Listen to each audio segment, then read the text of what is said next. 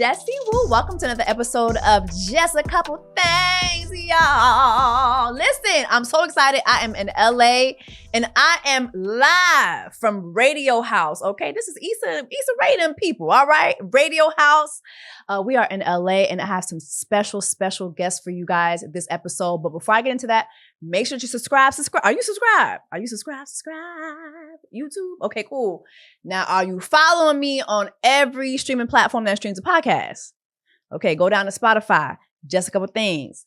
Click follow. Okay, the Apple people. Go to Apple Podcasts, Just a Couple Things. Hit follow. And remember, it's Jess, Jess. Some of y'all be like, I was looking for Just a Couple Things. No, it's Jess. It's Just a Couple Things podcast.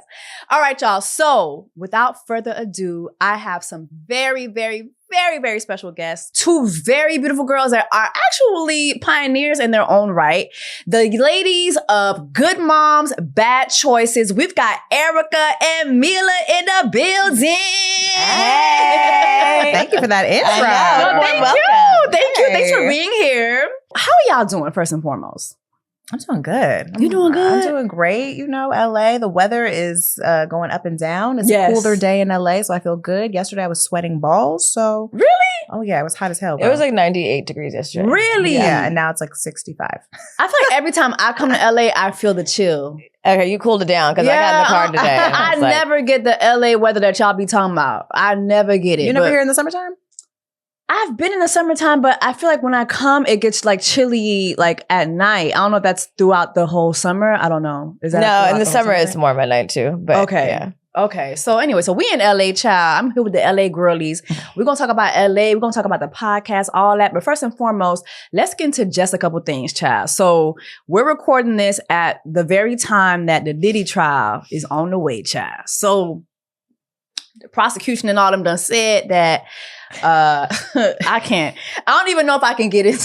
Come on, report. I can say this. Report for us. Court report. You know what it is? It's just like this Diddy stuff is already so insane, and then now to hear like the prosecution, basically their opening statement is letting us know that during his relationship with Cassie, Cassie was forced to drink a prostitute's urine water, basically.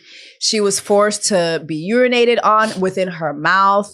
I mean, they're coming out like swinging, and I just could not imagine. Like, I know this is a serious thing as far as we've seen the video with Cassie. We stand with Cassie, right? Like, we stand with Cassie. Like, absolutely. We don't stand for abuse. But I do know, like, some people do like water sports. Play? Yes. It's called water sports, you guys. That's what it's called? Okay, so I found this out 12 months ago, so I've never had the opportunity, no golden shower. I don't think I ever want to do that, but I know we shouldn't kink shame. Is that something that y'all have ever experienced, and do you enjoy it? I tried it once. Not in my mouth. Okay. I peed on somebody. This is a way to open the show, Jess. Have y'all been peed on? Yeah. One time in Palm Springs. It was dry as a desert, but he wasn't. Oh my Lord. Oh, what a way to put it. Yeah, no, it's not my thing. I did. We were mostly joking, but he peed on me, I peed on him, and I was like, nah. Was it hot? Yeah. So like, where do you do the like pee? the moment his pee hit me, I was like out of here. Sizzling. I was like, no. This is a no. This is a no. Were you in the shower? No, we were outside. I've done it too. Okay, and so how was it? Was it hot? It is always hot, and I will say that it's generally when you have the bright idea to do piss play, you're probably drunk. Okay. You're highly under the influence, and we all know that drunk ass pee is not the best. I don't think any pee is great. I mean, it was my man, and so we're just watching porn and getting too inspired, drunk in the middle of the early mornings that we probably shouldn't have no business doing these things. But yeah, I did it, and it was good. It's whatever. Okay, cool. I'm not like, please. You would do it again? He just peed on me the other day in the shower. I think he just gets a thrill out of it, like jokingly, or like jokingly, like marking a territory. But I would never do it like unless it was outside or in the shower, just because like the cleanup. Like, I'm a mom. I've had a lot of pees in the bed, and I'm like not just voluntarily just peeing up a nigga's pee just because you feel like it today. Well, speaking of niggas peace, so good moms, bad choices. Let's just start from the beginning, just for me and my sisters who might not be familiar with you all's platform, right? What brought this about? How did you guys link up? Why did you choose that name? And what is the purpose of the podcasts and the empire that you guys are building? So Erica and I have been friends for like 10 years. We both have daughters that are 10. And we met through the grapevine. We have a mutual friend, but at the time we were both like in our latter 20s, pregnant, and none of our friends had kids. And we were like, what the fuck? A little bit scared. And we found each other on the internet, like, you know, the 2000s do. And we judged each other. She saw me. I was dressed up as a pregnant nun for Halloween. And she was like, that bitch. And then I had a baby and I was very serious about still being outside. So I was like at the Roosevelt, which is a pop-in hotel, with my newborn on my hip and my bikini and champagne. And she saw that and she judged me. But then she also was like, where the fuck is that bitch? It was a lot going on. I'm a pregnant Mother Teresa. You know, There's a lot going on. You had to make jokes. And then she cornered me in a bathroom at a club shortly after her daughter was born. We had like one play date. The kids were infants, so it wasn't a play date. It was a mom date. But it was pretty shallow and surface. And shortly after that, we both had some, she had a pretty epic breakup. I did too with our baby daddies. And as you know, as a Black woman, being a single baby mama is not generally in the script. And it's pretty traumatic. Yeah. So we kind of bonded over that. And she came to my daughter's. I heard through the grapevine, I was being nosy. I had just gotten a breakup and I was like, where's that bitch with the baby? She got a breakup too? Like maybe we could hang out. And she came to me at a birthday party and was like, I've been listening to podcasts and I want to start a podcast about single motherhood. There's not a lot of Black podcasts. There's not a lot of motherhood podcasts. And there's definitely no single mom podcasts. A lot of the podcasts about motherhood was white and was like, little Johnny's an asshole. And they were married. And it was just not relatable to us. Yeah. And at the time, I didn't even know what the fuck a podcast was. I was like a radio show? Like, sure, I'd do anything. I just wanted to have a friend. She'd also been on Tinder. We were both trying to like get outside, forget about our baby daddies and our woes. Damn. And she met a couple on Tinder and she told me that at the birthday party. And I was like, oh. So so did y'all get with the couple? Not us together. We're not a couple. She. But did y'all couple up with the couple? I. Oh, okay. Yeah. So when I broke up with my child's father, I joined Tinder and I was just keeping my options open. I had never dated a couple in my whole life. I wasn't even trying to date a couple. I was swiping on girls and then her husband kept popping up in the pictures. And so I just read the caption. It was like a married couple looking to spoil like someone special. And they were fine as hell. And so I was like, let me just swipe and see what happens. And then we matched. And so I was like, oh shit, okay. And so we started texting. Eventually we met up and, you know, they were so gracious enough to allow me to share space in their relationship. And it was really exciting at the time, but I didn't have any mom friends who I could share this with. I had friends I could share this with, but they didn't have kids. And so I felt low-key ashamed. I felt ashamed that I was enjoying and I guess expanding in my sexuality. But I didn't really have anyone to share this with. And so Mila had happened to hit me up, inviting me to her daughter's birthday after we hadn't really hung out in a long time. And I was like, oh yeah, that bitch she's the bitch I could tell this story to. So I went to the birthday party, ready to share this story, ready to tell her I'm single, and also ready to ask her if she'd be down to start a podcast. And when I shared the story, and I think this is before y'all even like have a conversation, before y'all had lunch or nothing. We'd hung out once before, like 2 years before when we first, like we said, that first mommy date. But when you're a new mom, and for the moms listening, you know, like it's so hard you can't even damn near wash your ass. Maintaining a new friendship in the thick of new motherhood is virtually impossible. So I had lost track with her. And so 2 years later, she invited me to her daughter's birthday. And that's when all this happened. And so I shared this very honest, vulnerable thing. And it made her look at me like, oh shit, okay. Like maybe this could be my friend. Yeah. And so I asked her, like, you know, I've been listening to podcasts. There's nothing like, you know, like this out. Would you be down to do it with me? And she was like, okay.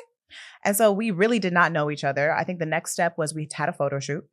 And then we were like, well, we should probably record Not knowing something. each other to photo shoot. Yep. And Well, y'all that's what bitches do. recording. You know, we didn't really realize we were starting a business or a brand. I think we were just happy to have a friend. And when she told me that story, I was like, "Are you going to tell the story on the podcast?" And she was like, "I guess." And I was like, "Good," because we only can tell the truth. There's no on and off. And I think that was like the birth of the bad choices. Like she was having fun, and I think we realized like the bad choices weren't bad. We both are from LA. We smoke weed. We talk about that pretty candidly. You know, we're cannabis advocates, and so it was just about like reprogramming and redefining what bad meant, because I think women live in so much guilt and shame, especially mothers. Yeah. You know, everyone thinks you're supposed to like rebrand and become fucking Mother Teresa or Betty Crocker or some shit. But the truth is, you're still the same woman, and you might want to do a little crack every now and then. But whatever floats your boat, baby. You know, I'm not here to judge. There's no good or bad. You make Don't do crack, y'all. Don't do crack. Okay, listen, I'm a judge. I'm not Jesus.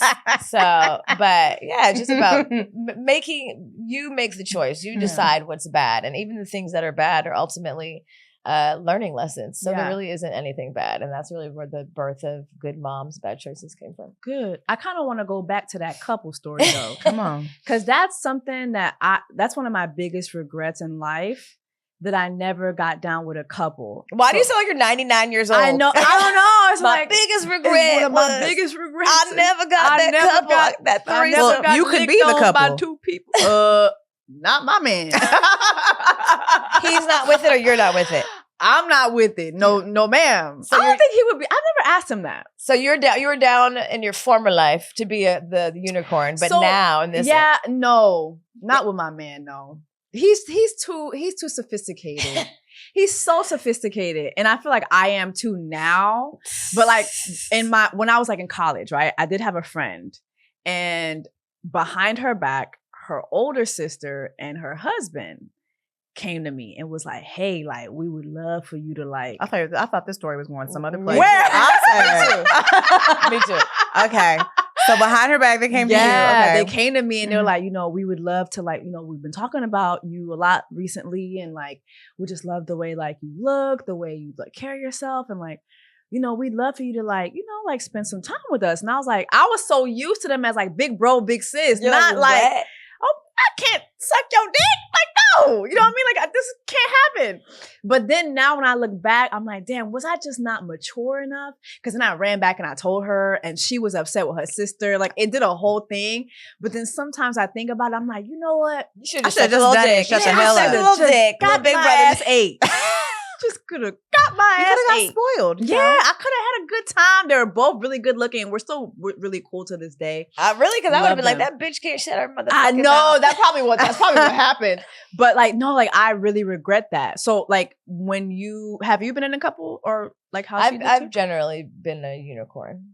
okay? I mean, like I've done it. Yeah. I've been. So what does that entail? Maybe that's what scared me too. I didn't know like, what is this gonna be like? Are y'all gonna like tie me up and like? Well, I think it Pinch me entails and shit. whatever. Not pinch you. It entails whatever you guys have agreed upon. It's just like anytime you have sex with someone that you're interested in. I think for me specifically, in this dynamic, I was invited into their dynamic. There were rules and boundaries around communication, so we were all on a group text, which I really enjoyed. I really felt like invited into their love. Like he is obsessed with his wife, and for me that was super healing for me at the time, because the whole reason me and my baby daddy broke up because he was cheating on me and all types of shit. So seeing that dynamic of safety and trust was beautiful, and so I felt really honored to be invited into that space. I don't think it's a maturity thing. I think it's just whether or not you're ready or you want to explore the different facets of your pleasure, and for me at the time, I felt repressed. I felt like I wasn't able to explore those things with my partner because trust wasn't existent. And so being able to do that in a dynamic of a marriage where trust was king in their relationship was beautiful. So I think that I think like those type of situations are often looked at as like nasty or dirty or like all these things, when there can be a lot of beauty in that type of dynamic. Or I mean, they might seem a little scary. Like for me, it was like a little scary. Like I think I bloomed later on. Yeah, you're also in college. Like we kind of lack later on. Like I lost, scary. I lost my virginity in college. I really wasn't introduced to sex in the best way. Like I was like, it's a little deep, but I was like sexually abused as a kid. So like I was not. There's trauma sex. there. Sex wasn't always like a safe thing for me. Yeah. So it was like I feel like I was just getting warmed up, and then boom, threesome. I can't do that. Wasn't your time. Like, yeah, I was like, I can't. You know. So I think for me, that's probably what it was. But I love what you said, which was like it seems like you learned to have certain standards because of the way the man treated his wife. Mm-hmm. Are y'all still friends to this day? We're cool. Yeah. Good. Yeah. Would you still fuck? Like, would y'all still? I'm in a relationship. Okay, so period. Probably not. No, not that dynamic would not exist. Okay, maybe another period. dynamic. Period.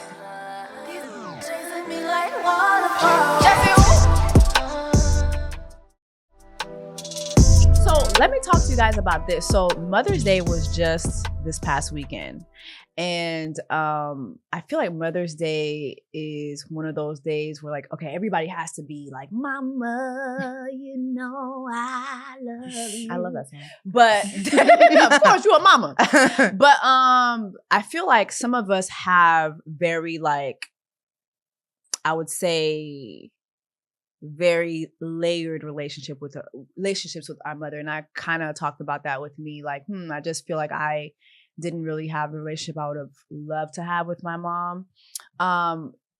You all having your podcasts, how have your mom's relationships been affected with you all? Like seeing what you guys are outside doing, and can you kind of share maybe some pointers that maybe your mom's taught you about motherhood too, that you guys kind of share through your podcast? Initially, our moms were not, I wouldn't say like 100% on board. Mm-hmm. We come, we're Black. We come from a background that's like, why are you telling all your business, bitch? Shut the fuck up. Right. Maybe not in those words, but like, do you have to say all that? Like, bitch. And so it was scary, but also liberating. And I'm kind of an on or off person. So those opinions weren't very like, they didn't prevent me, obviously. Yeah. I mean, they're not well received. You can say it, but it doesn't mean I'm going to listen. But in hindsight, 7 years later, I feel like it's inspired my mom. I feel like I always have I have an idea that like daughters are often the manifestations of the parts of the mom that they couldn't be. And so I feel I think they end up birthing the things that you suppress. And I think for my mom, that's true. And I think, we're in a really... I think that's true for my mama too. We're in a way better place. And I think she feels inspired by our ability to be honest, even in things that people like being peed on. Like, who wants to say that? But the truth is the truth, and shit happens. And there's power in that. So I think initially it was like, yeah, please shut the fuck up. And then, obviously when everyone's like, your daughter, I listened to the show. Right. That we're at the mall and people are like, hi, Mila. She's like, oh my God. I'm like, yeah, mom, look, people not like me. Right. But I think it's been inspiring for her. And I think she's understanding now in hindsight. So I know a lot of times, especially I know your background is like, you're from the island, you're Caribbean, right? Haitian. So a lot of times, we cannot be talking about this. Yeah, hell no. It's very strict and it's very, like how you reflect what you do reflects the entire family. Oh yeah. There's so much weight. I brought so much shame on my family throughout the years. Shame and guilt are such heavy frequencies to carry. Yeah. And like when you release that and you release it with truth and honesty and like, I'm not perfect, but I'm just a girl, So it's just like there's liberation in that. And I think it's been healing for our relationship. Nice. Same. I think early on, my mom was very much not fucking with the podcast. What'd she say? I ain't fucking with it. Quit your little hobby. Oh, wow. Yeah. Damn. I think part of it too was fear because of just the work that she's in. She has a large company and I work for that large company. And so, she comes from obviously the same generation of like, we don't talk about our business, but not only that, there might be repercussions for you talking about your business and being attached to my business. I think that luckily through time, authentic voices have become such a powerful force, specifically in the industry that she works in, that it's actually beauty. Okay. And so I think that it's actually benefited her. It took a while for her to see it from that dynamic. Yeah. It also took people in her business being like, yo, your daughter is killing it. Your daughter, I had this conversation, and wow, what a powerful share that she had on this episode that I watched. And she's like, oh my God, they're watching your episodes, but they said it's good. I'm like, yeah, Mom, I'm doing real work here. Yeah. And so I think that oftentimes, unfortunately, it takes other people affirming your child in something that maybe you don't support them in for you to get on board. You know, you read my bio. You're reading my bio. You know, which is unfortunate for us, right? Because as kids, we want nothing more than our parents to be proud of us from the gate without having to have influence from anyone else. But you know, I'm grateful for the journey, and I'm grateful that, you know, with the work that I've done, I think that there's a respectability that my mom has for me, and even now she looks to me in a way of support in the things that she's going through, realizing that I have the tools that she doesn't have, and like asking for help, you know, which I never thought. But I think a lot of times that's kind of what happens is like, well, not always, but sometimes it happens where like the child starts to parent the parent, you know, and it kind of is this ebbs and flow of child and parenting. And I think that just being honest is a superpower and makes people really uncomfortable. But it's gotten us so far, and I think my mom is really proud of me now. But it took a while. My dad was always on board. My dad can't wait to come back on the podcast. You had your dad on? Yeah, we had my dad. We had my mom and my dad on. My mom was on, and she was like, "Okay, honey, it's been I gotta go." She like left in the middle of the podcast. No, she was like, "I have no time. I have to go to my next meeting." I was like, "Okay, bye." What? But my dad, he was like, "What's next?" My dad was like, "What we talking about? Groupies and hoes? Come on, let's talk about it." So I got me a couple. So, you know, my dad also didn't raise me, so I think the stakes are a little bit lower for him. So my dad didn't either, child. So it's a little bit easier for them to be friends to us than I think to the moms. Yeah, very, very true. I can relate so much to when you said sometimes it's like it takes strangers affirming your child for you to be like, oh, I'm proud, because like I never hear I'm proud of you. I've never really heard that. But I remember a cousin of mine recently, she was like, you should just hear the way your mom talks about you to other people. I'm like, I wish I would hear it myself, you know, but I do think too that we have careers that, like you guys were kind of alluding to, like this is not what we're supposed to be doing, you know, like I'm Haitian, I'm supposed to be a nurse, I'm supposed to be a doctor, I'm supposed to be getting a stethoscope, I'm not supposed to be talking about, you know, dick sucking on a Monday, you know what I'm saying? Like that's not what I'm supposed to be doing. So let me ask you guys, are there any like mothering lessons, very valuable mothering lessons from your mothers that you carried into motherhood for yourselves? I mean, there's a lot, because inevitably you don't have kids yet, right? No. I find myself parenting like my parent without even questioning it. The way you're talked to, the way you're spoken to, the way you receive, the only way you've generally seen parenting is how you've been exposed to it. So it's not like I've done basically everything that she's done until I'm like, bitch, that didn't work. You hated that, you know, like she was a bitch a lot of times. Yeah. And I remember that like growing up, like, why is she such a bitch? Like really, like you're miserable. And you know, as you get older, I think I realized like it does require that you fight that negativity. Like life is stressful. Life is hard, especially for a Black woman. And, you know, when you're also taught not to speak about your problems, not to cry out loud, not to share, you're pushing that shit down. And so it does make you a bitch. It can be a bitch. You're holding a lot. So I think it's just about, mostly I've learned like, yes, what to do. She's been always very supportive. Like my mom is very like, she gets shit done no matter what. And is always taking care of my brother and I and been there for us. Even if it's not how I would like her to show up, she's still going to show up. She might be a bitch when she shows up, but she gonna come. She's still there. Yeah. And she's gotten softer, but I realized like a lot of my teaching has been like recognizing that if you don't acknowledge how you were parented, you will just regurgitate it. Literally. Even sometimes I'm talking to my kid, I saw a post that you said about you didn't grow up with a lot of softness, and like neither did I. Yeah. It was very direct, and it was like loving directness, like come here ugly, like it was like that is how we talked to each other, because it wasn't very woo woo or mushy or like you're so beautiful, you're so great, you're so smart. It was like I know you could do better, or you know what I mean. It was just like, but in my household that was loving, but recognizing now that I have my own family, like it's not good for your inner voice as an adult. You're gonna be your inner voice is always gonna be the pessimistic or the negative. My therapist told me that. Yeah, or someone gives you a compliment, you feel weird about it. Like, all right, relax, chill out. My therapist told me that I talk to myself how my mother talked to me. Your mother's voice is your inner voice, and when you start to realize that, you realize how detrimental that is for your future. And so I think it's been mostly unprogramming and recognizing that I'm in a safe space enough to change it. And it doesn't mean any slight to her or my dad or whatever, but I have the ability to change it. And now that I can register it and understand how it's affected me as an adult, I can try. And it's going to take a long time. I'm still in the midst of working through it. Yeah. My man's always like, I'm like, hey, come put the dishes away. He's like, say please. Like, give me a kiss. He's like, say please. I'm like, I don't want to fucking say please. I birthed her out of my pussy, so she's going to give me a kiss. And he's like, no, you don't want her to feel that way around something that's good, affection. It's a good thing. Don't make it seem like a demand. And so it's just like a constant working effort to come out of those programs that I've already, deeply rooted in me. Yeah, that's good.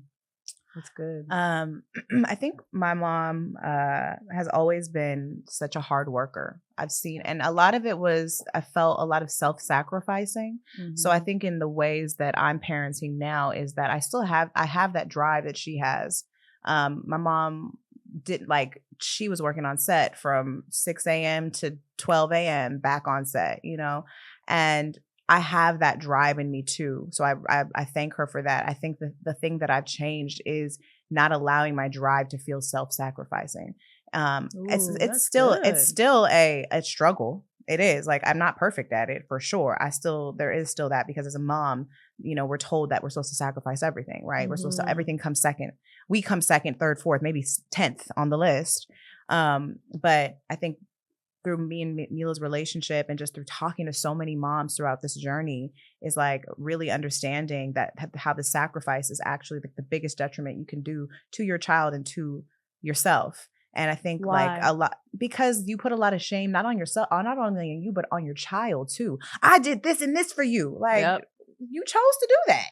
You my mama. I didn't ask you to birth me, I just got here. You had raw dog sex. You wanted me to go to private school. Right. You got to pay the tuition. Like, I'm grateful, but like, why do I have to also endure the sacrifice of your choices? And why do I have to feel like a bad outcome? Or why do I have to feel like I need to? Why am I ungrateful? Why am I I ungrateful? Like, you know what I'm saying? Yeah. So it's, being cognizant of that in my parenting, because I felt that really a lot growing up, where my mom would be like, I did this, I did that for you. And it's true. She did a lot of shit for me. But a lot of this shit I did not ask for. I'm grateful for it. I have benefited from it. Yeah. I see why you did it, So, but I think that there's this opportunity for mothers who are working hard and who have dreams. And that was the thing. My mom had big dreams. So I saw her accomplishing her dreams. I still witnessing her now in this moment, accomplishing her dreams. And so that is why I'm such a big dreamer, but not at the expense of like making my daughter feel like I've done all of this not just for myself. Yeah, it's all for you. Like, no, you did this for you too, and you better pay me back. Yeah. That's, I don't know, Haitian parents love maison l'argent. You need to pay me back. I did this, I did that. And it just feels like, dang, like, okay, so much, like you said, it feels like I'm like this product of like a whole lot of resentment, and I'm just like, okay, thank you. So veering off from motherhood, praise God, we love y'all. We love our mamas. I want to talk to you guys about dating. So both of you guys are from LA, and y'all met each other here. So you guys did talk about the fact that you met when you had just had your daughters around the same time. How was dating for y'all in LA as single moms? Because I know, like, as a single girl, Black girl, it's the pits of hell here. Yeah. How was that? Yeah, it is the pits of hell. We're not. First of all, I feel like it's not as diverse as a lot of other places like New York or Atlanta. I went to Clark. I went to school in Atlanta. So when I got there, like fresh at 18, when I went out, the niggas were hollering. I was like, hey, are you talking to me? Hey, I'm like, I'm the shit? Okay. Because in my hood, the niggas like right past me to my white homegirl. And I'm like, oh, not here, huh? So that was new for me. But honestly, like, to be honest, I don't know how to say this. I'm like not a natural born hoe, but like I think coming from LA certified organic, no GMO. My Lord. I have not necessarily been like pressed for a relationship. I saw my parents have like a tumultuous relationship, and I'm not like the girly who wants to chase after a nigga. I saw a lot of bitches. I've seen that a lot in a lot of versions. And to you me, probably saw that a lot in college too. Yeah, I just, I'm with my mom and their relationship. They've been together for 100 years. And my mom nagged and was so jealous and was just always in my dad's shit, like white on rice. Yeah. Even till this day, they're like getting a divorce and she'd be like, where's he at? I'm like, bitch, I don't know. Like hanging up the phone and shit. He's with another bitch. Yeah, like I don't fucking know. And you shouldn't care either.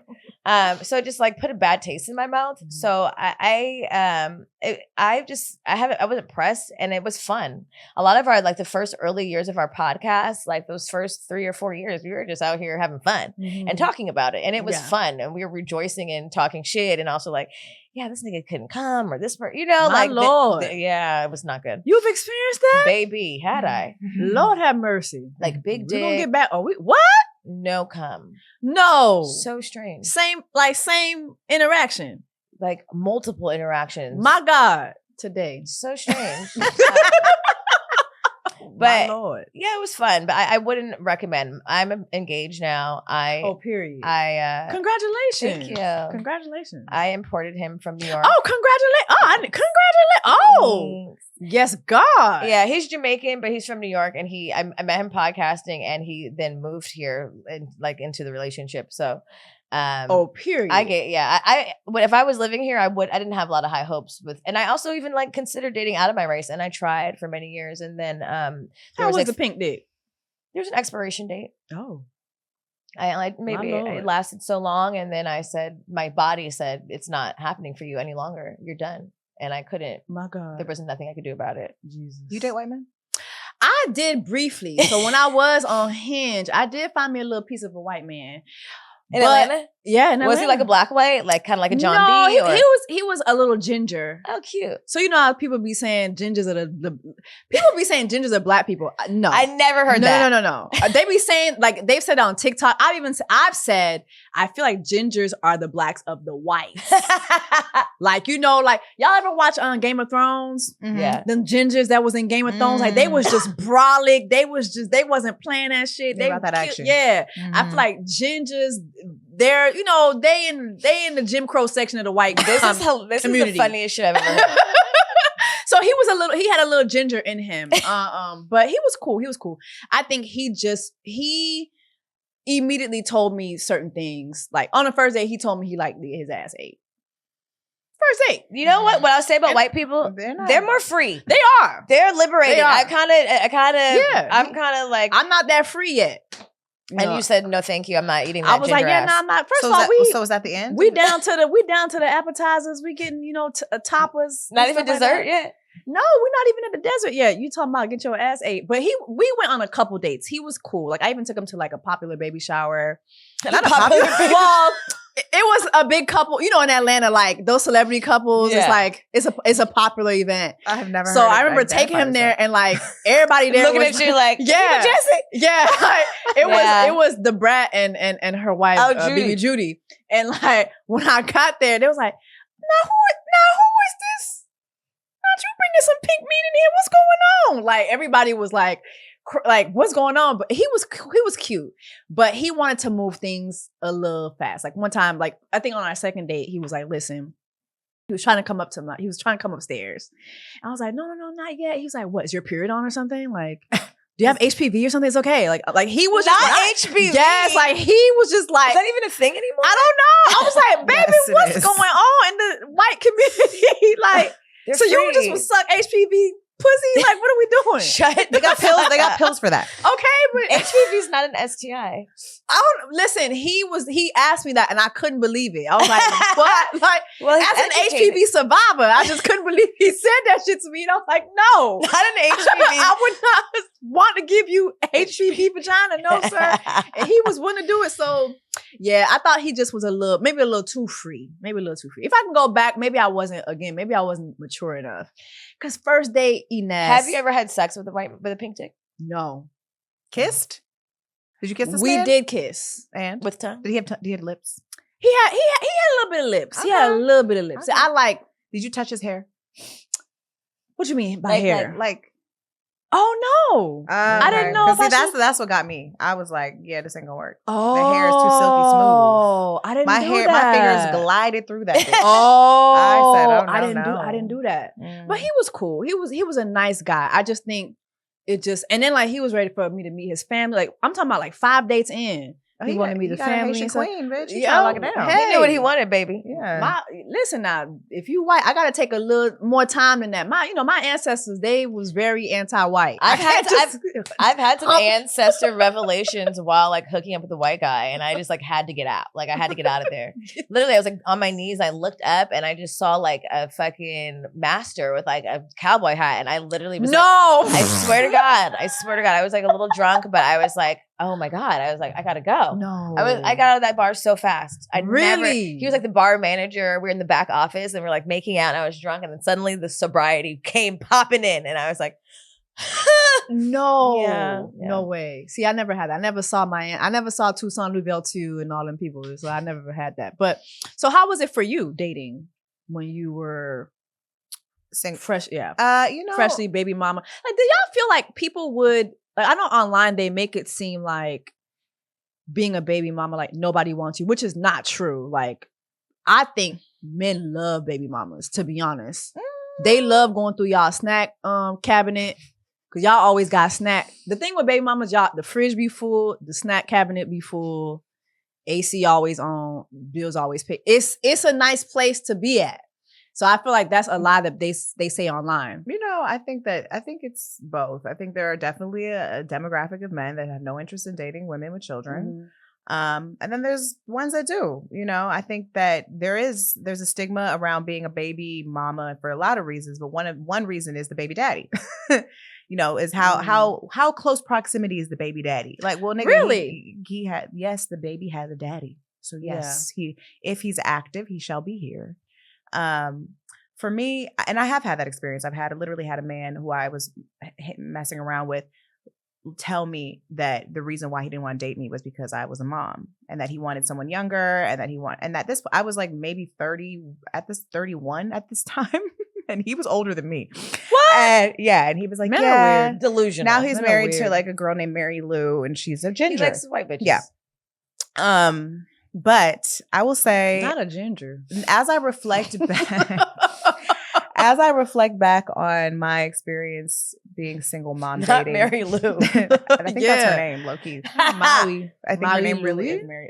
It's like a 2-person, like Mary Louise or like, Shut up. Nah. Mhm. As I reflect back Lord. in my dating experience, I think actually it was a journey, but I had fun. I Yeah. did have fun, even in LA. And like, I think because I do travel a lot too, I was traveling and using Hinge and Tinder. So I was having rendezvous with men in New York and Mhm. London. So I like Hinge for New York. yeah, so I had a great time. And I Period. think that more single moms need to join apps. Really? When they first, I feel you like- suggest apps? I think when you first become single and like you need to get your feet wet, you need for me, I needed validation. Mm. I know that's not a popular thing to say as a not in woman, Atlanta. but at the time I needed someone to tell me I'm beautiful. I needed to feel Okay. desirable because I wasn't receiving that from my partner. So the apps really helped kind of springboard me into feeling more confident again. And like a lot of women are like, I don't know where to begin. Where do I start? I don't know niggas. Well, get on the app. You don't know niggas. Get on the app. I have met a lot of interesting men on my journey to my partner now. And you're in a relationship too? I am. Okay. How long y'all been together? A year. Oh. Yeah. Me too. Me and Mr. Issa been a year too. A year? Yeah. Congratulations. Yeah, thank you. So Yeah, I think that I unlike Jamila, I've been a relationship person. I love love. I've always loved being in a relationship. I've like never went from one to the next to the next to the next. My longest time really being single was when I became a single mom. But the stakes are higher now. They are, because you have a child. So you have to consider that. Yeah. Unless you have to consider it if you're trying to find love. If you're just trying to have fun, then just have fun and drop your kid off and go do your thing and come back and keep it separate. But when it comes to like actually saying, okay, I'm ready to receive and love, I want to invite something in, then yeah, the stakes are a lot higher. And you need to make sure that the people that you're dating are aligned in the fact that you have a child and it's not just me. It's this, I come with this person and can you handle that? And I think a lot of moms feel kind of ashamed. I know, like for me, I hated that I was a mom a little bit when I first started dating. What? Yeah, I was like, why would you do that? Because of that notion that this idea that men think that women with children are less valuable. They're less desirable. They have baggage. They have baggage. Like you come with things, and it's like, mind you, I mean, not to lessen what the child is, but I feel like single men be having way more baggage, but they're not held. But they're not held to the same standard. Yeah. But now I'm like, I would never recommend that to any mom dating. In fact, weed them out. Be upfront about it. Like go. Maybe I don't say post your child on the dating app. I did. I had a picture of me and my kid on the dating Period. app. Like I'm a mother. But so you like it or you don't. Yeah. But yeah, I would say lead with that, because you're really going to know who is really open to receiving you in all that you are. Very true.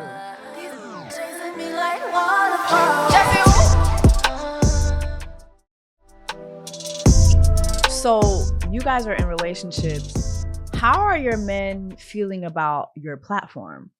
So I know other podcasters who kind of talk about what you guys talk about, and I feel like men get a little insecure about, because like y'all talking about, y'all got penis cakes in the intro. You know what I'm saying? Like, how do they feel about the penis cakes? I met my man podcasting. And he was on a sex-based podcast at the time. So it was kind of like love. Well, he's Jamaican. He's Jamaican. But he's not a typical Jamaican. He not? No. Them Jamaicans love sex now. No, he loves sex. Okay. He's very open. He's a very open, down to earth. Like he's like a hoe like me. You know, period. We're two hoes that fell in love. It's what's supposed to happen. But before that, I that was a part of the reason too. I was like, good moms is so important to me, and I realized it's so much a part of my purpose to be honest and transparent, even in a way that is uncomfortable for a lot of people, which obviously is going to come with talking about our sex life. I think that was a part of like liberating the moms, and this is part of my purpose. And so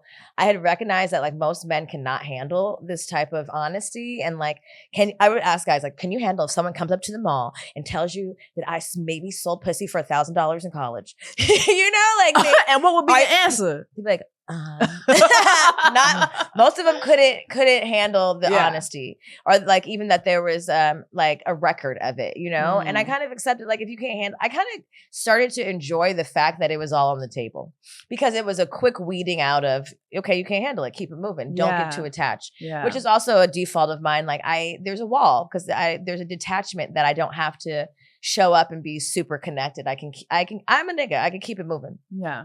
So, but with my man, he was in the same space. I told him, like, the first time we met, he came on our podcast. I told a very transparent story that I probably didn't need to tell everybody, but whatever. And it kind of like set the foundation of who we are in our relationship, and we're friends. Like, we tell each other everything, you know, we do a lot of weird shit, but it's because we started in a place where I knew I was safe, and there was no room for him to be like, I found this thing out about you and I'm leaving you and I'm withdrawing my love. It wasn't conditional. It's like, I love you and I want you to be even more nuts, because that's who I found you as. I would say my partner right now loves everything that I do. He's very, very supportive, but I've had relationships in the past that have been on the contrary. I've had a man break up with me over my podcast.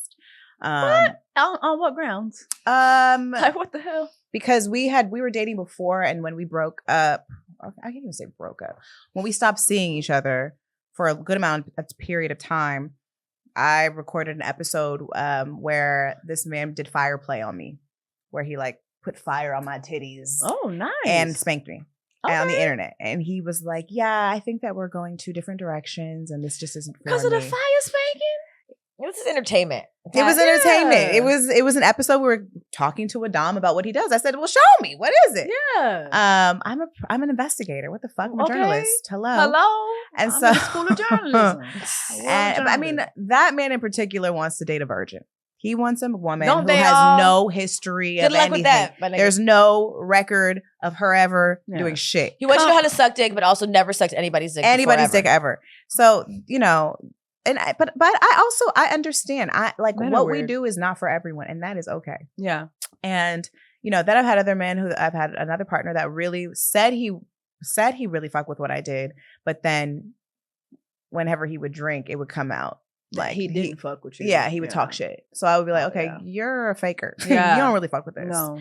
You fuck with it because when we're out in public, people come up to me and you see You what like I'm the doing. access Yeah, to you me. like the access to me. You like to say that you like to be adjacent to what I'm doing. Yeah. But You can't really handle but you it. can't really No. actually handle it. So it has been challenging. And I've talked to other podcasters about this too, who are in the same space as us and how challenging dating is. Yeah. It can be challenging. But I think when you find a person that really understands the work that you do, understands that a lot of it, not even a lot of it, because I would say, yes, we work in entertainment, but this is our real life. Like when you listen to our show, we're talking about real life shit. This is the life we live, and we live fantastical lives, and I'm not apologizing for it. I love the life that I live. I love that if God took me out today, I could go and be like, I did it all. I said yes to all the things I wanted to do. I don't have any fucking regrets. Period. And I didn't let no fire nigga on my and I didn't let titties, no Lord. nigga fucking get in the way of the things that I wanted to do. Yeah. But it has been a journey because I said that's not true, because there's been times where I have tried to make myself smaller to make men comfortable throughout this process. And I've had to check myself, and my sister has had to check me. And it's a process because it's ingrained in us to want to bend to make not just men, but people feel comfortable in our society. But mostly it's women who have to bend. And that's what fucks it. Like that blows my mind because you don't see men having Bending to bend at all. for relationships, for women stopping what they say. Cam Newton goes on and talk about he gonna get a God by the grace of God and all types of shit. And he got 7 baby mamas, 8 kids, whatever. You got Jasmine just spitting them out now. Like, girl, back to back, sit no your ass problem. down. Please, God. He done told the world he don't like you. Like, please, stop. Okay, please stop. Stop. And Stop. But what do? We say, I'm gonna make him. I'm gonna change Yeah. him. I'm gonna prove. or I'm going to change me. Yeah. And we've all done that. We've all done that for a man. Like I fake dated a Muslim nigga and I was like, I'm gonna show him I'm desirable. And When did you do this? I kind of feel like I kind of did that in college. no, I did it way too late. I was already very deep in this journey. I was being a dumb bitch. And I knew I was being a dumb bitch, but I was like, I'm gonna prove to him that I'm worthy. And even though I'm a hoe on the weekends, I could be a wife. And baby had a Farrakhan tattoo, all types of shit. And no, it Lord. didn't work out because that was Did you go to masjid and all that? I watched the videos. I was like, he is making some good points, babe. Listen, the Muslim niggas now they be having it now. They be putting it down. Yeah. Okay. Well, I didn't get that far with him, but I was in college and I was like, no. My mom was like, no. She knew that. She was like, Because no. those Muslims will dickmatize you and confuse the shit out of you. Oh my God, really? Put you in a cage in the back and shit. Like, I never had bean pie dick, so I wouldn't. Baby, they will dick you down and then hide you and act. You'd be so confused. Fucking confused as hell. But they're so disciplined, though. I think that was a thing for me. It's attracted, Yes. but they're disciplined with everything but pussy. They want you to be disciplined. They want you to be a certain way, but they don't follow none of those motherfucking rules. My And not all Lord. Muslims, don't come for me. No. Yeah, no. We You just know the saying ones that- I'm talking about. Yeah, y'all know the bean pie niggas You that know be the down in ones that be Harlem. fucking lying The and whole tap niggas. You know what we talking trying to put me in a box. Meanwhile, you fucking everybody on the streets. But you know what? I like that you guys were talking about liberating, like being liberated. And is that what you guys kind of encourage your subbies, or what do you guys call your following? Subbies. Like I'm so used to saying subbies for YouTube. Oh, I'm like, like submissive? subscribe. Me too. Oh, I was like, you're submissive. dumb. I'm like submissive. I'm like, I'm like, they like that? But like, do y'all like, what is the message that you feel you all send to the women who do follow you? Like, I know you guys do the retreats. I wanted to talk about that too.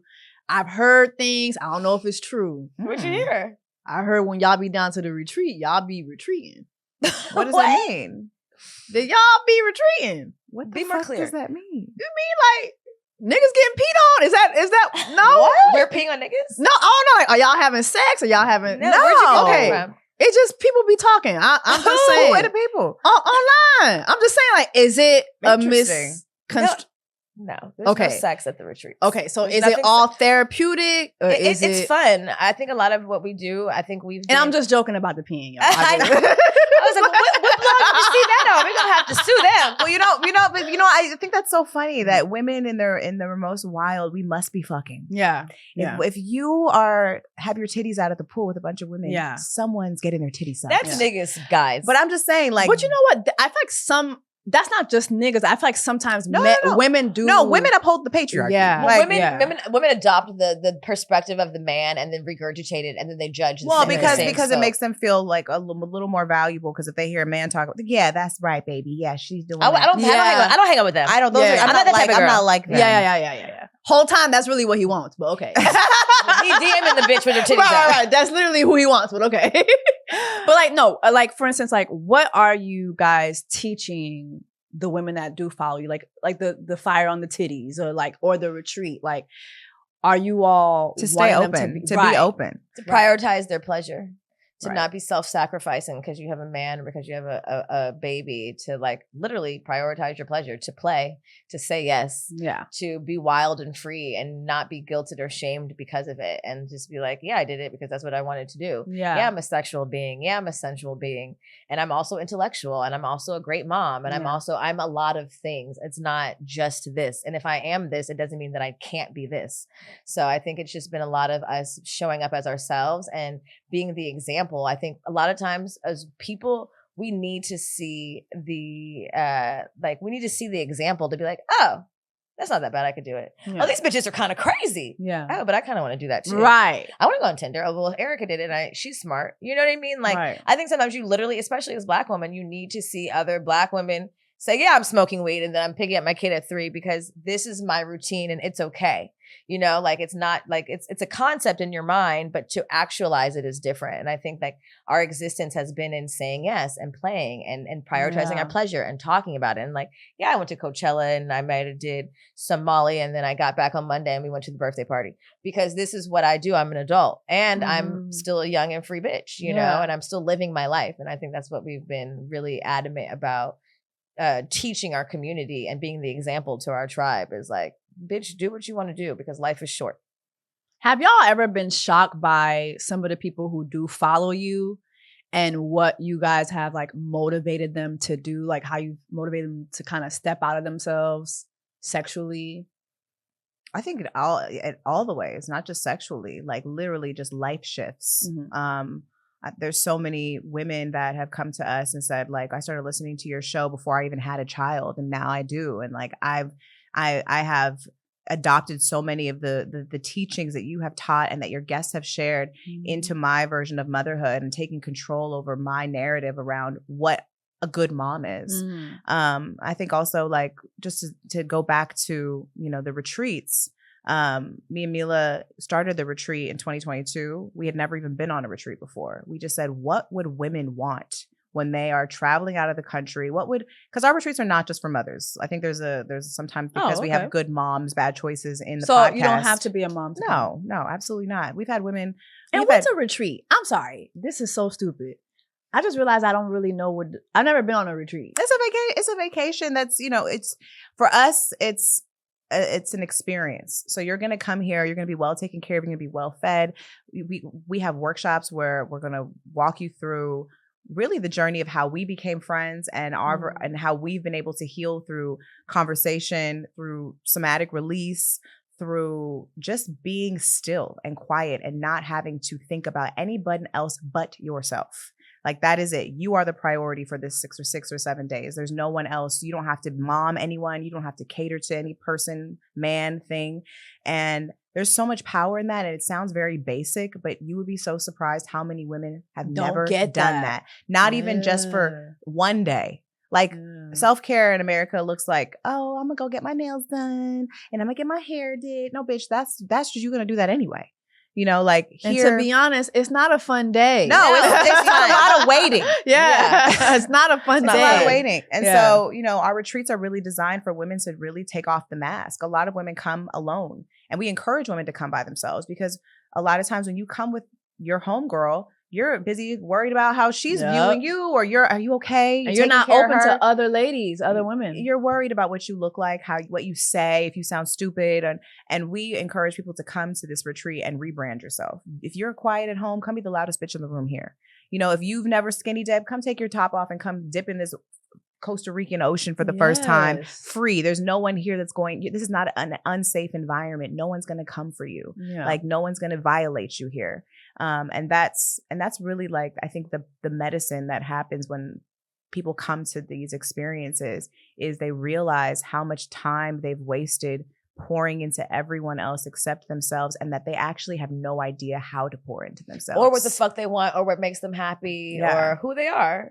Like, who the fuck am I now? And even like, we talk about us making adult friends. It's like, it's hard to make a friends as adult because you're not in the fucking cafeteria. I'm so happy you said it, because I was gonna ask y'all about y'all's friendship. It's not like we're going to the cafeteria, we're in the auditorium, we don't have no choice. There's like 30 people in the classroom. It's like, you have to actively do it, and if you don't, you're going to be with friends that you've known for 10 years, and they're going to be holding you to the standard of yourself that you were 10 years ago. And like, I'm a new bitch now. So I have to make new friends in order to like continue to grow and to continue to like to stretch, because if I stay with you all the time and your perspective of me, I'm going to inevitably show up as that person. So I think there's there's that too, like starting new friendships and redefining yourself and giving yourself permission to grow and to keep doing it over and over and over and over and over again. I mean, there's a sisterhood that happens when you come to, like, a lot of the women, when they leave our retreats, they're like, my friend asked me like what happened or how it was. And it's like, bitch, you kind of just have to be there to get it. And like, we've created these circles. So like, after the retreat, the women stay connected. Like, it's not just like you go on the retreat and then that's it. We're done. Like, women are still communicating. Like, we have different chats. Like a woman's been going through a fertility journey as a surrogate. So she's updating us on her surrogacy. Another woman is going through cancer treatment. So we're praying for her, holding space for her. Like, women came from our retreat, left her, decided to get a divorce when she got home. So it's damn. Yes, it's life changing. What kind of weed y'all got at the retreat? It's just like divorce weed. You'd be surprised when you get just a week to sit with yourself without worrying about nobody else. You're like, I don't even like this nigga. I don't even like my life. We had a girl come. She was in like her 3rd year of medical school. And the last day of the retreat, she said, I'm quitting. And I said, bitch, are you sure? She was like, I don't even like a stethoscope. She literally said that. I said, well, what are you going to do? She said, I don't know, maybe start a dance school. I said, oh, you're a dancer? She said, no. But I'm going to dance, bitch. I said, okay. But that's what happens when our nervous systems are still. We're not in fight or flight. It's so rare that we're in that space as women, that we get to just be, that we get to think clearly. And like, that's the gift that we give like people, is themselves. Come back to you, bitch. Yeah.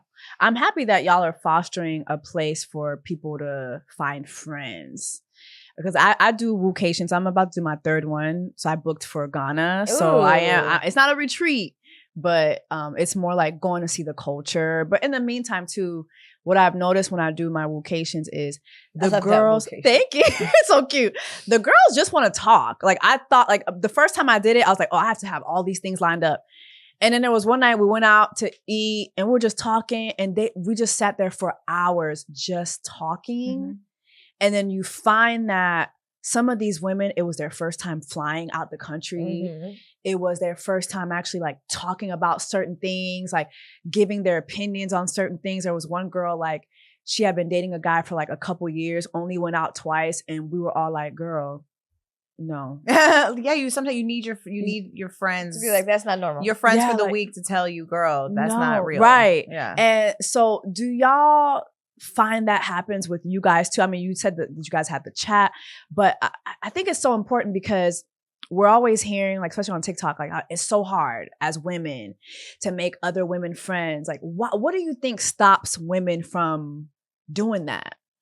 And then they come to the retreat and they're able to do it. I mean, we've all been given the lie that women are jealous of you, women are competitive, women are gonna take your man. There's always like this underlying, like we said, like we adopt the perspective of the patriarchy, and then we we use it, against each other. We judge each other. Like we even talk about this in our, in our journeys. Like she saw me in that nun outfit. She saw me at the bar and she's like, that's not what you're supposed to do as a mom. That's our first instinct, to make an assessment about somebody else. Yeah. Not like literally genuinely listen. Like, yeah, I've been through some shit too, because we all have. Yeah. We're like, I'm going to evaluate this and then judge it, but I don't need you to evaluate it, and we don't need to evaluate each other. We're just here to like connect. Yeah. And I think that like that is something that we've been given, and we have to like really work to break through. And one of the things about Erica and I is like a lot of our success and like our unlocking came through our relationship. Like being honest with thousands of people. It's just like I started to give less fucks, because I was like, I have this friend that I'm safe with, and I don't ever have to worry about leaving me or judging me, because I can tell her all the crazy shit that I've done. And that created like this safety in it. And it really, like, we always talk about our wombs linking up. Like, women are witches. Like, we're magical alchemists. Like, we can literally, we'll speak ridiculous shit. Like, let's write a book. Like, never wrote a book before. Boom, we published a book. You know what I mean? It's just like we started to notice how when we start to speak things into existence, they would just pop up, because us linking up, like as women birthing things, is so magical. The universe is conspiring in our favor. And kids are not the only things that women birth. No, absolutely not. And this has been my co-parent. This is my baby mama. This is my wife, because this is what, when we started to build this brand that we didn't even realize was a brand, like we started to birth ourselves, like the true selves of us. We started to birth like honesty, and then the businesses and like the other things started to flow. And most people think like you're gonna start telling your business, nothing's gonna work for you, but actually it was the opposite. Yeah. And I think that women lose out on, who knows, life-changing relationships, because they can't get that other shit out the way, the judgment and all the other shit. So the projection, what you're going through, like she's hating on me, or whatever the fuck you tell yourself, the story you tell yourself. And a lot of times we always say this too, is like, women in romantic relationships, you will be with fucking Tyrone, who cheated on your ass 4 motherfucking times this week. And you'll keep trying. But if a bitch pisses you off, you're going to be like, fuck her. No. You don't try in that relationship. Yeah. You don't do the things that pour into it to be like, okay, let's fight for this relationship because it's important to me. So I think do you feel like as women, we should romanticize our friendships a little more? Yes. Yeah. I think it's really important. But I think that there's even putting women and romance together, people, they lesbians. No, I feel like it's like a nurture. It's a form of nurturing. Like, I just mean, you should go on a date. Like, I just feel like we are so immature when it comes to like understanding how to even nurture the relationship between women to women, because it's something that we've never been taught. As children, we're taught early how to take care of a man. We have babies, we got kitchens, we have dolls. We're literally taught how to be wives. We're not taught how to be friends. We're not taught how to... And also, a lot of us have moms who are like, she not your friend. Or moms who haven't been soft with us. And so it's uncomfortable to like you want me to cuddle you? Like, are you okay? It's hard to be like, I'm going to touch you right now. Because even especially, I don't know if it's like, I mean, I'm a Black woman. That's all I know. Yeah. Like, it's a little bit... No, I can relate. Yeah, like, it's not our thing to be like, let me come hold you, bitch. Yeah. You know what I mean? It's like, stop crying. He's stupid. Yeah. You know what I mean? We haven't really, from our mothers, been taught to be super soft in our friend relationships the way we are soft with niggas, because we want to be chosen. We don't feel like we need to be chosen from our friends. And so there's a softness that we neglect that doesn't show up in our friendships. That was really good. Well, this was good. It was really, really nice to speak to both of you. So before we go, tell us how to follow you. Tell us how to support you. Tell us what you guys have coming up, when the next retreat. I kind of want to pop up at one of these retreats. We have a couples retreat. What you say? Couples? Yeah, it's our first couples retreat. What's your man's name? Mr. Who? Mr. Easter. Mr. Easter. His name's Jay. I have to stop calling him that. His name is Jay, child. His name is Jay. He's a television producer, showrunner. Yes, we love that. Well, bring Mr. Easton to the couples retreat. We have one in June 4th. Really? Yeah. Yeah, and it's with our partners too. So really? Yeah. Okay. Yeah, that would be really fun for you to come. I would love that. So that's in Costa Rica, June 14th to the 19th. Then we have we always have our women's retreats in August in Costa Rica as well. So we have 2 dates for that. That's July 31st through August 5th and August 8th. Oh, damn, I got them back to back. Okay. Make sure you follow us at Good Moms Bad Choices, wherever you listen to podcasts. You can follow the retreat at the Good Vibe Retreat on Instagram, or just go to goodmomsbadchoices.com for all things Good Moms. And remember, you ain't got to be a mama to kick it at a Good Moms anything. You can find me at Mila with an H_map with 2 P's. And you can find me at Watch Erica. Thank you guys so much for tuning in to another episode of Just a Couple Things. Again, make sure that you subscribe on YouTube. Make sure that you're following me on every platform that streams podcasts with Just a Couple Things. Until next time, take care of yourselves and each other. Thank you so much, ladies. Make sure you guys follow them, support them, and I'll see you guys next time. Bye. Bye. Jessiewoo, VBS. I just turn the water on. Big old flex. You never